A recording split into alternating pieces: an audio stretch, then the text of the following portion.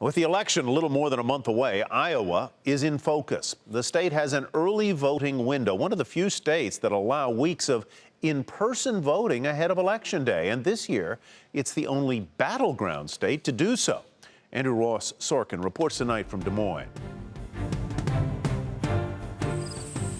Every 4 years, Iowa's cornfields become battlefields for presidential campaigns. I-O-W-A, you should know it, vote today. 2016 is no different. Early voting began Thursday, and the rest of the country is looking to the Hawkeye state, which has voted Democratic in the past 5 out of 6 presidential races.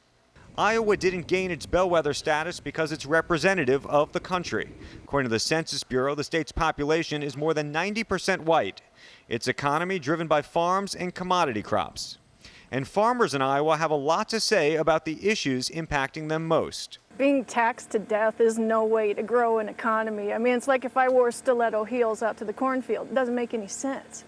So we need to have serious conversations about what are we going to do about this tax policy run amok. One of the important issues for us is getting more trade.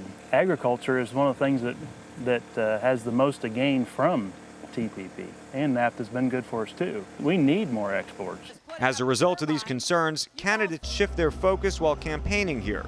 Bruce Rastetter is advising Donald Trump when it comes to agriculture. What needs to happen? I think 2 things. I think one, if you think about agriculture and farming, we have unfair trade agreements that are harming income levels and not putting agriculture and other industries in the U.S. on a fair playing field. 2, we have over-government regulation that's increasing costs and creating uncertainty for your business. Right. So the combination of those 2 is not a good thing.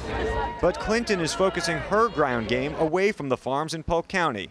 In Des Moines, where she spoke Thursday, the Democratic camp hopes to close the gap by courting a more urban and younger demographic. Now, here in Des Moines, Iowa, Democrats have a registration advantage, but millennials, those under 35, are growing remarkably, twice the national rate. Now, Trump didn't win in the caucuses in the state, but he is leading the polls. For Nightly Business Report, I'm Ross Sorkin in Des Moines, Iowa.